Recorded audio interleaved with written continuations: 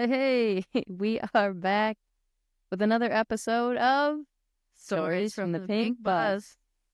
As always, my name is Karley. And I'm Heather. And we're going to jump right in to today's episode. It is Sunday, December 8th, and we're talking a lot about music. You know, we mentioned in our other episodes all about our life and our lifestyle and where we've been and how we've gotten there. And we've talked about music and playing music, but we haven't talked about the music, and most specifically, my original music. So I thought today's episode could be, a great opportunity to jump into that. So That sounds great. I love it. What year was that when I got signed to that label? Like 2017, 2018? Something like that. I think Recorded. I got signed to them in 2017. Born and raised in Michigan, playing music there, and the song started to drop at the end of 2018 into 2019. Yeah. 4 songs. Yeah. So I got recognized at one of my shows, and I met a gentleman who's like, I have a record label. I would love for you to be on it, and we're going to figure this out. And so you were their first artist. I was their first artist. Yeah, it's a very small homegrown type of label. 3 gentlemen who had... Yeah, it wasn't like the traditional type label where they hand out a large sum of money, expecting, etc. Basically, it was just an agreement. It was great. They formed this label to help out other, musicians in the area. Really supportive. Like, it just provided you they had the connections and the people in place to do the different things that you needed to record music, and had the spaces available to do that, and they fronted the costs for most of it. They had all of the network there. Yeah. Whether it was obviously the production side of it, going into the studio with studio engineers who had everything there. I didn't have to provide anything. I just had to show up. They had the videographers to help me film my first music video, all the networking things that up until then, it was just me trying to figure this whole thing out. And I really wasn't pursuing my original career. At that time, I was still doing covers. And I mean, I do play a lot of covers still, but I've mixed in my originals here and there, and it's been nice to grow. That was like 2017. I met those guys, and we worked pretty hard on getting that 4-song EP put together. What was it called? That EP is called Untamed. We wanted to keep the essence of my loop pedal in the album, so it is pretty raw. A lot of just very acoustic, a few keys here and there, some shakers, some hand claps, lots of vocal takes. There are very light drums, nothing crazy.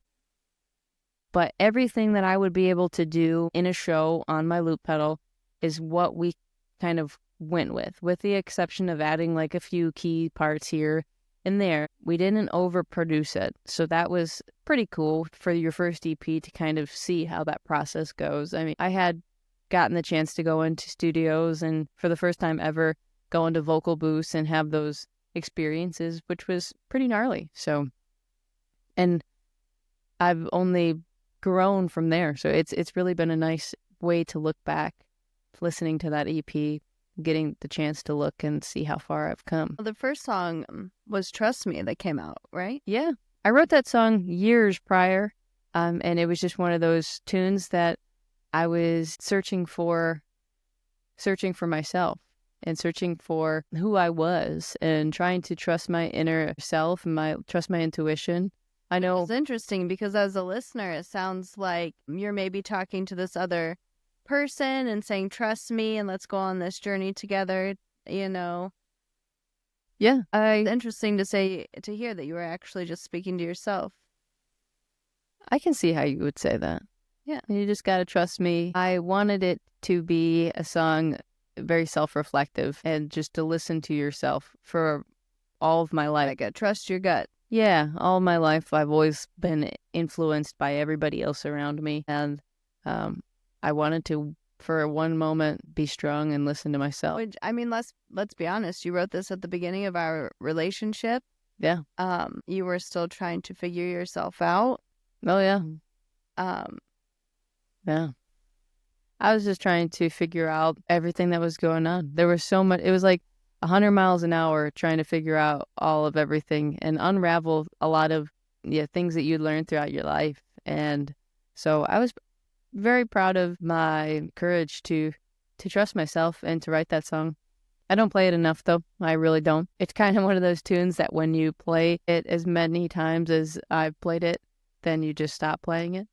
You know, that's how it is for me. And I think But then it's a nice surprise when someone comes up and say, "Hey, will you play Trust Me?" someone said it was their favorite song at a show recently. My Trust Me by me? Yeah, I kid you not. That story's funny. He comes up and was like, I really want you to play Trust Me. I said, trust who? Trust me? By me? He's like, yeah. I couldn't believe it.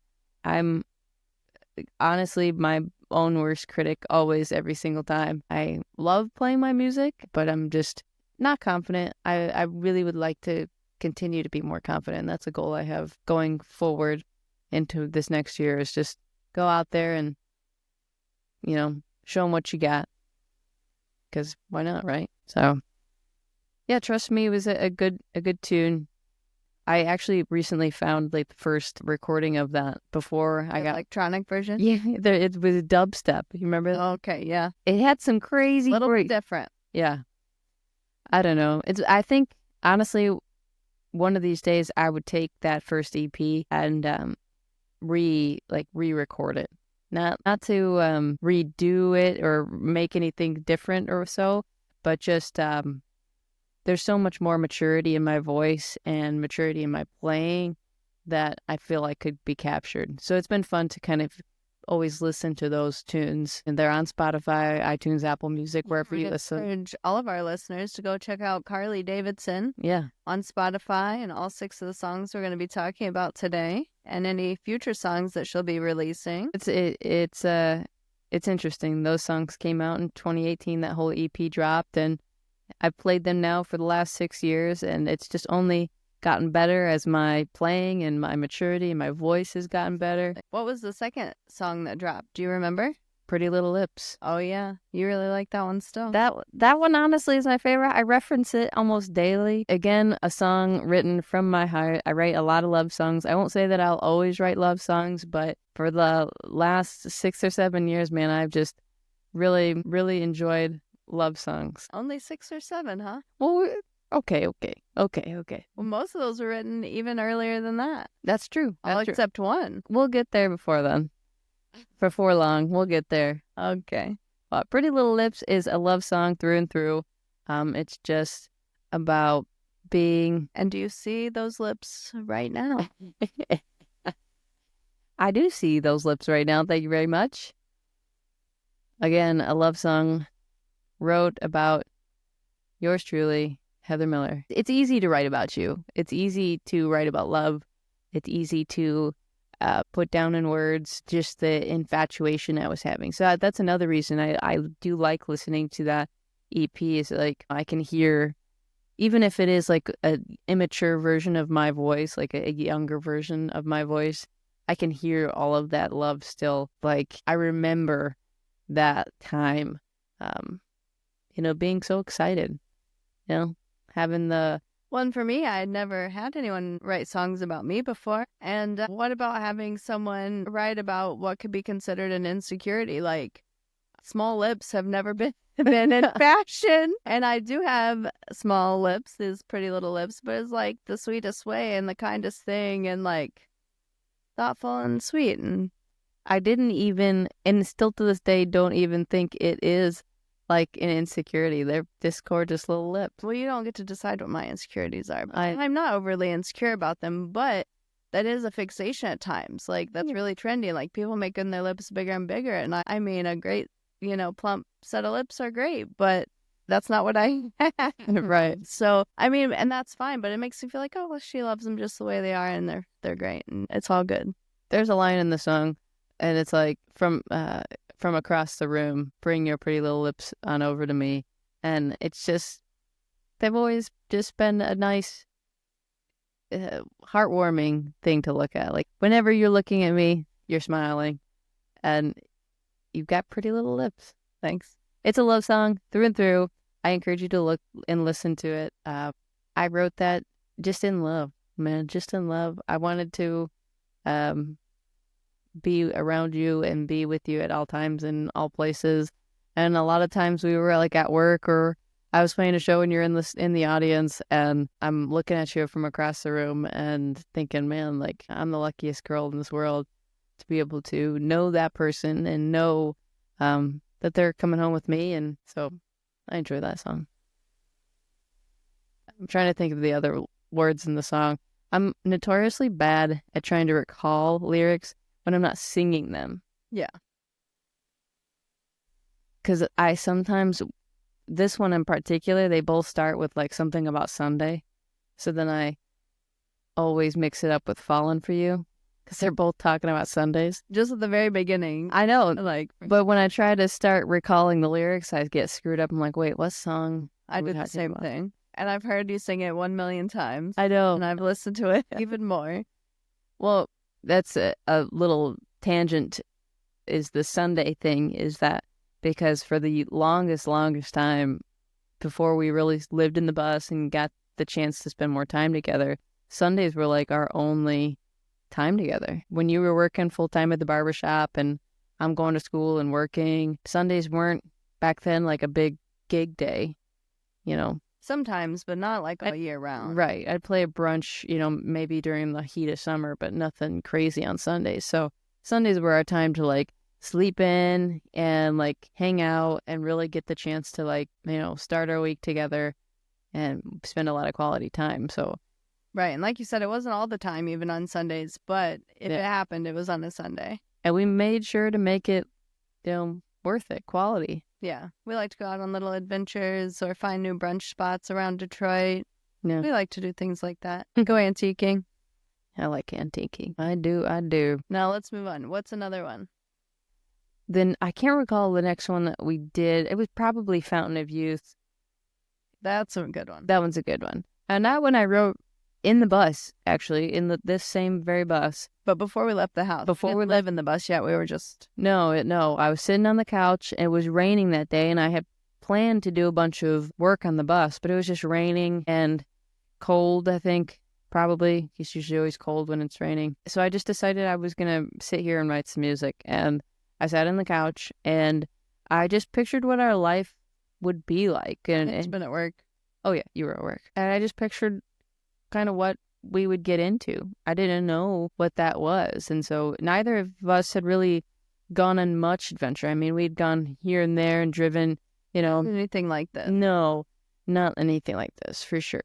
So we'd gone on small trips, but nothing crazy. And the song is just all about that adventure. The things you were looking forward to doing. Yeah. I want to see the mountains. I want to see, you know, when the road is no longer paved. I want to see the oceans. I want to hear the tides, you know, all of these things. And then, you know, even if things don't go the way that they're supposed to go, I know you're here with me. And that's like very straightforward. There's no, you know, question around what that means. It's a good song. It's one of my favorites of yours. Top 3 for sure. Yeah. And it just is a really great, humble, wholesome message that, you know, as long as my person, you, are here with me, I can get through anything. And we have. And we have done some shit. We have. Exactly. We don't need to talk about that. I wasn't going to talk about it. I wasn't going to talk about it. Okay. So Fountain of Youth is a good one. Fountain of Youth is good. It's like an undercover love song about travel and adventure a little bit. Yeah. Living life. I like undercover love song. Undercover lover. I think I'm going to write a song called Undercover Love Song. That could be fun. That would be fun.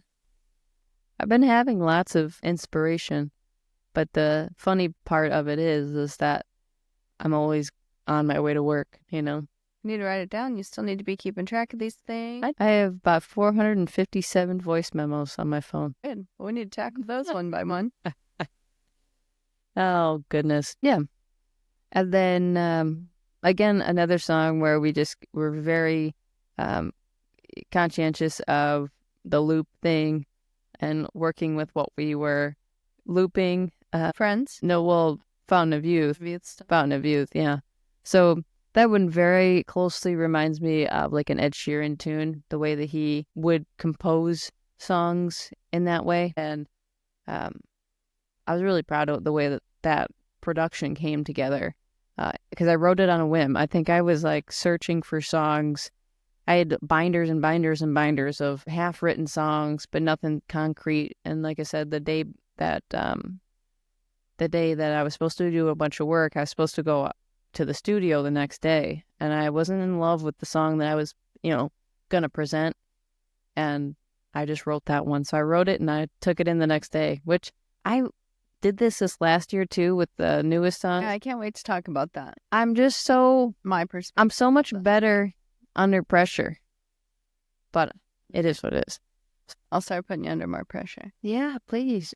But yeah, I like that song.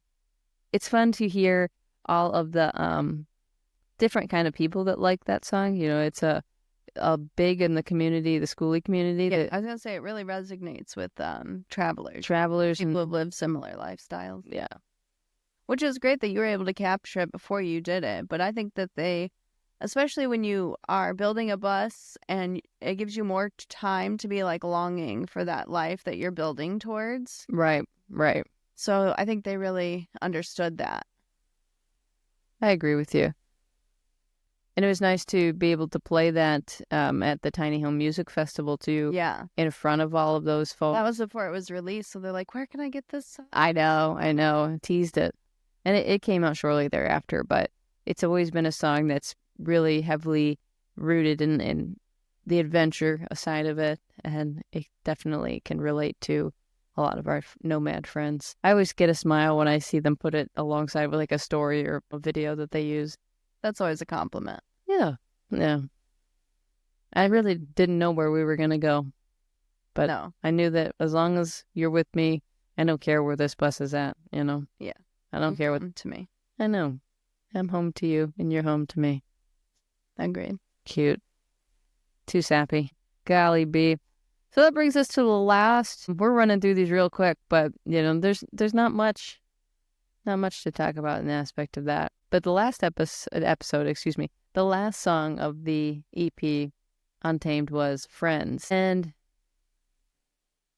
I've enjoyed this song because it has talked to me about, relationships. It's a sad song. It's still a love song, but it's a sad love song. It's kind of a breakup song. It's a breakup song. That's the word I was searching for.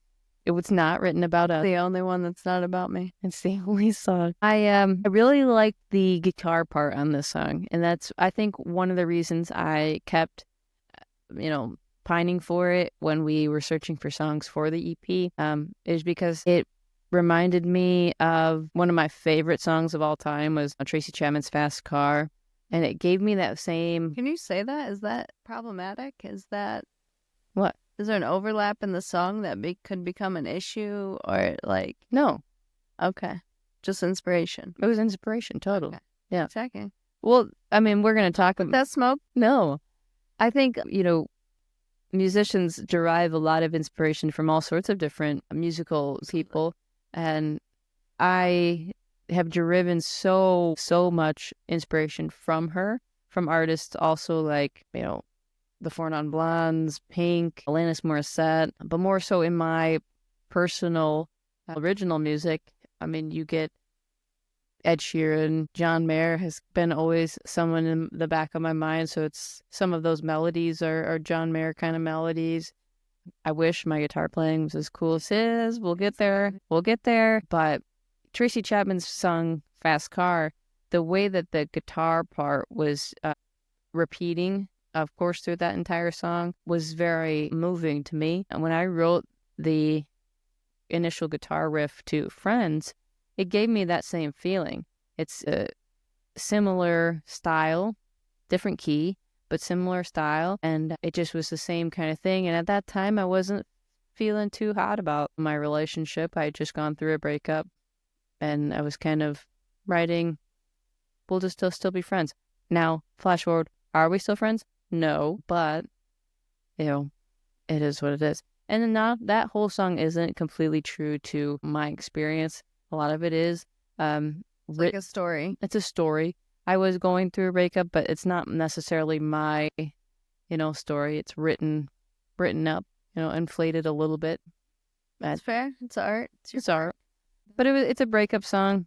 It's just about, getting comfortable with the uncomfortable, and sharing a space with someone, not necessarily like living with that person, but, if your friend groups overlap or coincide with each other. If I see you at the grocery store or at the gas station, like, what am I supposed to do now? Like, this is weird, makes it awkward. And I've always been kind of an awkward person in that way. So I don't know, just like put my head down and keep going. So is that what you would do? I don't know what I would do. Is that what you would do now? If we were to go our separate ways, I would have to move across the country. I don't think I could see you. It would hurt too much. You don't have to do that. I don't want to do that, but it would be like I don't know if we could be friends. It would be a long time. There's a lot, but it would completely have to be dependent on what happened to us. Because I can't even fathom doing it right now. There's too much love there. Like, that wouldn't, something would really have to go south. Right. I was like, I can't fathom it either because it's like so much would have to change. I need to know all the specifics. Right. I need to know. I can't even. No. So because it's hard to imagine. Right. We've been best friends for so long. Right. Totally. So that song is not too far, is not too close to me in terms of like my experience, but it's someone's experience, and I feel like I know we've had people reach out and say that they were going through a breakup and they were listening to that and it resonated with them and, it helped get them through. And I mean, music's a beautiful thing and it does that, doesn't it? So I agree. Life ebbs and flows and it, you go through waves and just like relationships. I remember going through breakups and the songs that I listened to at those times still are in the back of my mind. We watched that documentary last night about the fake Tegan. Oh, yeah. With Tegan and Sarah. And their music was something that I listened to a lot during one of my breakups. And so it's like, that was so funny to hear all those songs again. Yeah. Yeah.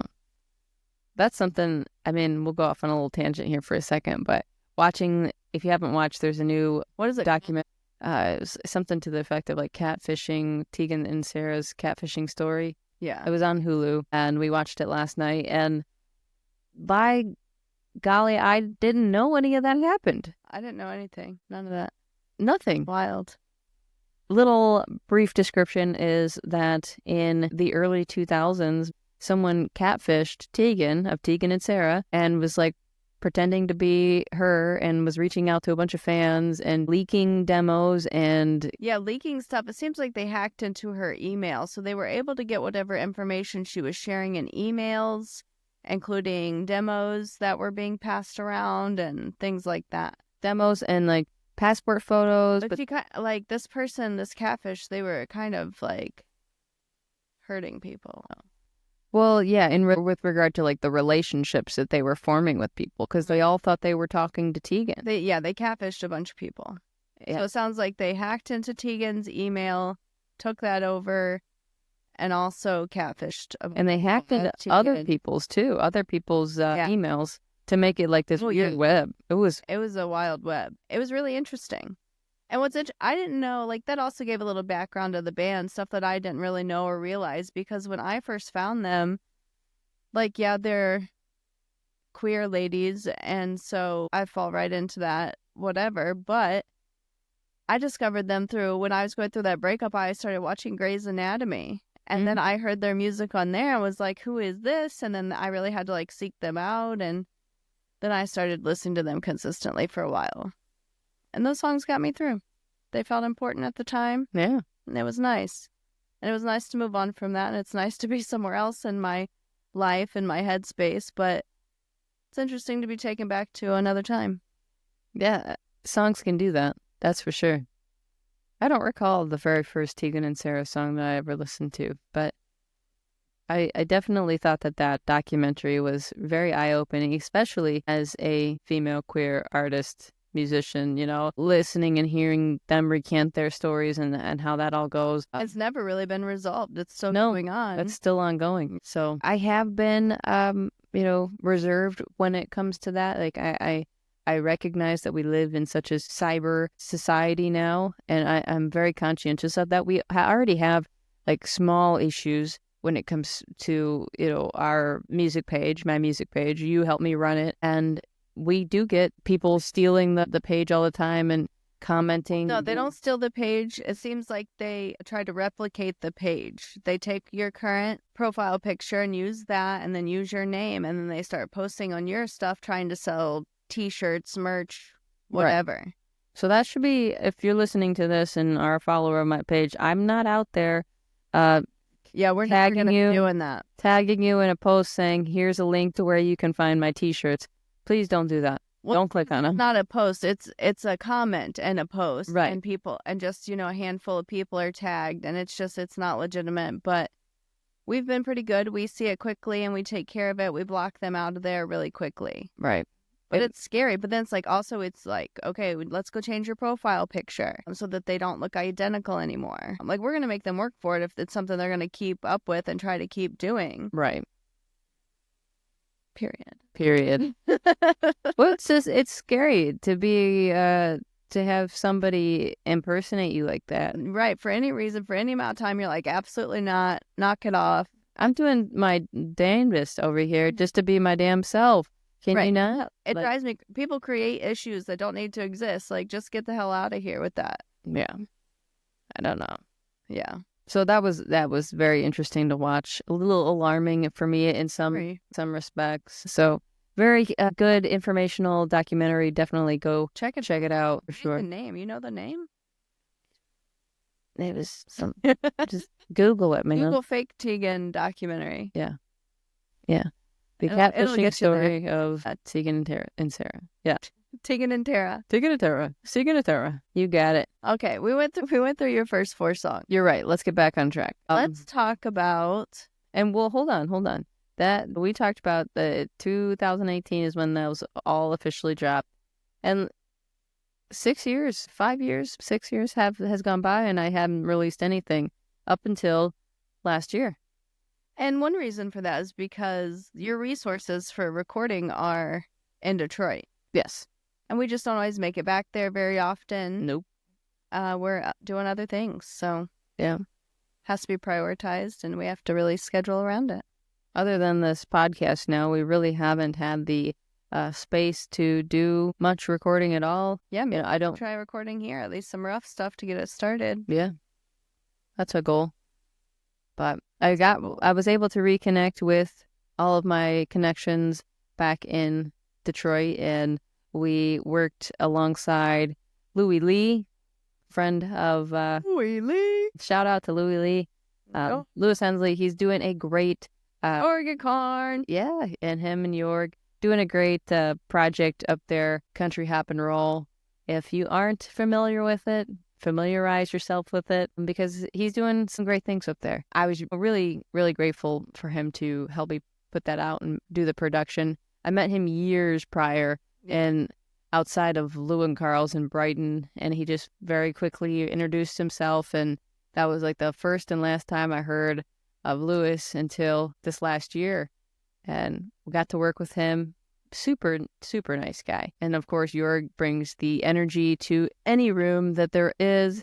And it's just a breath of fresh air to be in a space with him, because when you creative. Yeah, I was going to say, when you're not feeling creative, he's got the creativity for both of you. Yeah. So I came to them with a few ideas, and we were able to record and release 2 songs this last summer. Well, we recorded them in the summer of 2023 when we were in Michigan. That's right. That's what I was we went through everything with getting them mastered, and that takes time. So they were done by the end of the year, but we decided to wait till Valentine's Day.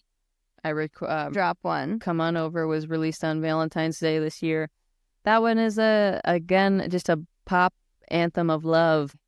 And you have a funny story about this one, but I had written this song while we were on our travels again, in love. Let's start from the beginning. But I rewrote it in the studio. She played me on the way there. She played me. What, your demo you had recorded, or you had at least sing me the words a little bit? Or you like? It was a recording of my phone through the voice memos. That's what I thought. Yeah. Okay, so. And this was the first time I had heard it, though. So we're on our way there. And it's like, which one are you doing today? Okay, I locked it in on this one. Okay, let me hear it. So she plays this. And it's like, okay, cool. Sounds great. You're going to do it? Hell yeah. Like, just being supportive, just doing the things. And just like, she's a musician. She's the talent. It's not, you know. But then we get there and they start with, they want to record like the guitar first and random things like that and just still kind of getting set up. And this whole time she's writing, play the guitar for the thing, write. And I'm just like, okay, sure. And this is my first time in the studio with her. Then she goes in the sound booth to sing and she's singing something completely different. And I'm hearing it and I'm just like, something's not right. Also, something was up with the mic that day, they found out later, so she didn't sound right. I was correct about that, but I couldn't articulate that. But the song, it's like, but also like her voice doesn't sound right. The song doesn't sound anything like what she just played me in the car, and I am so confused. So confused. And then we get in the car later, and I'm just like, what in the hell just happened? And you're like, oh, I just completely rewrote it. That's a totally different song. I'm like, cool, good to know. Good. Again, I excel under pressure. And once we started recording things and I was hearing the vibe that he was creating with, we recorded the guitar tracks and then he added some, kick drum and snare and other percussion instruments. It changed the feel and it changed how I wanted to express it. It changed what I wanted to even say. I kept the premise the same. The chorus stayed the same the whole time, but the verses it just changed the whole thing. And so he was able to find a sound that, I loved and we ran with. And, it was wild. I was freaking out inside, but at the same time, those moments are one of those times where like when your back is up against a wall and you've only got so much time, you just force the words to come out of you. And that's exactly what happened there. Like, yeah. And I wrote that song initially with the idea, like the idea was there, but the words were different, if that makes sense to you. Like, well, I remember even after the first time you recorded, since the mic was kind of messed up, you had to re-record some things. So then it's like, okay, we have another week to kind of make any changes to the lyrics or anything that we do want to change with what right. I did with the new song. Right. It has always been a journey for me to put my feelings down on paper. This was the first time in a long time that I had, 5 years had elapsed since I had recorded the first time at a studio, and I hadn't stepped foot in a studio since, and so it's a whole new experience. This was the first time that you were able to come into studio, so that was a whole new experience. And that wasn't fun for me the first time since it was such a mind fuck. I was like not having a good time. I was concerned. I was like, am I stroking out? I respect that. I do. I just don't. I need you to respect it. I'm telling you how it is. I know. I just don't know how these things go. Again, I've only been in the studio, a handful of times now. So it doesn't look like one thing. The emotions change. How it comes out changes when you're in that it's different for everyone, and yeah, I get that. But the premise of that song stayed the same, and I think it just got so much better when I was finally able to articulate exactly what I was trying to say and exactly what I was trying to emote in those lyrics and those feelings. And so it came out way poppier than I had intended, but I love it. I was going to say, because originally, when you told me the premise behind the song of like when you wrote it and what was happening in our lives and why you wrote it, and so for what it has come to be is a lot different than you would expect. Oh, totally. It was a sad time, actually. Yeah. Like we were spaced apart. We were losing a family member and we weren't together. And it was... So, yeah, this was a couple years ago, like 2 years ago from right now, actually. Yeah. And we were in Clovis, California, outside of Fresno. And I had found out on the way there that my dad's partner of almost 20 years had cancer, and it was stage 4, and things were getting really rough. And also, my dad needed some help in taking care of her. So I flew out from California to Indiana in the middle of winter. Not what anybody wants to do.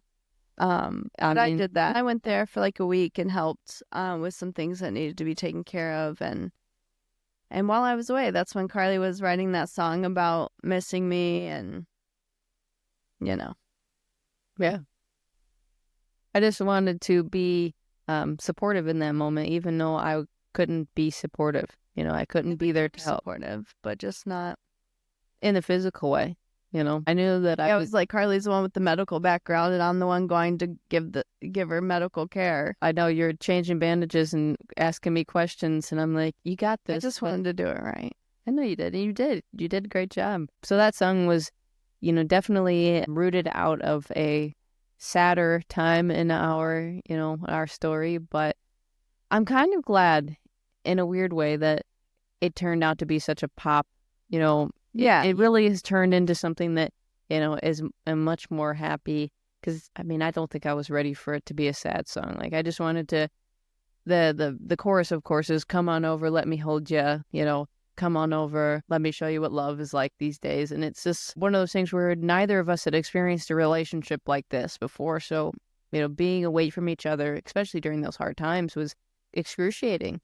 It was not fun for me to be apart. I know it wasn't fun for you. And, I just wanted you to know that you were being thought of. Simple as that. Thank you. I love you. I love you. So Sweet. That song sounds really good in your car with the windows down on a summer day. Just hit that chorus and fist bump into the sky, man. Come on over. I just wanted to wrap my arms around you. And that was the way I could do that in song. That's kind of where that song came from. Beautiful. Yeah. My idea for the music video is like to have people say it's like dancing to that song, like all over everywhere. People send in videos of them dancing, and it's just a compilation of people dancing, because I would just want to dance with you when I hear that song. That's just my idea. That's it. That's the whole idea. Just one big dance video. Even though I can't dance. Wait, is that the one we said came out on Valentine's Day? That wasn't the Valentine's Day one. That one came out in May. You're right. Valentine's Day was falling for you. Mm-hmm. Okay.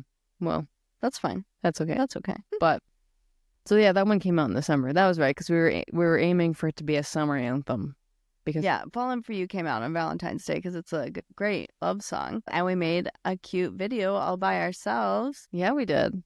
So Falling for You was my very, very first song put together, front to back, all of it. And it sounds very much like how I wrote it 10 or 11 years ago.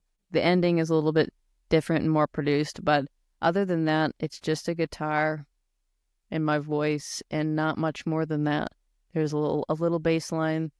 But woke up Sunday morning with a shadow in my bed, and those were the mornings when I'd leave you a note and go make breakfast or something. And again, Sunday mornings were our time together, and so we get to really have some quality time. And I think I'm falling for you, and it's just an overwhelmingly positive love song that I cherish to this day. Also, if it really goes back that far, that was before we lived together. And do you remember what we used to do on Saturday nights? We would go to the karaoke bar. So we'd go to karaoke, and then we'd have Sunday. Yeah. We're not going to name that place because they definitely did some illegal things by letting a underage kid go in there, underage person. But karaoke was fun. We have met some characters over the years. We were just talking about one the other day. Yeah. There are still songs to this day that I will hear, and they were like classic karaoke songs for this particular gentleman. I can name him. His name was Ricky. He would bust a move. Sing those high notes. They're your classic, Lionel Richie, he would get down. Getting down.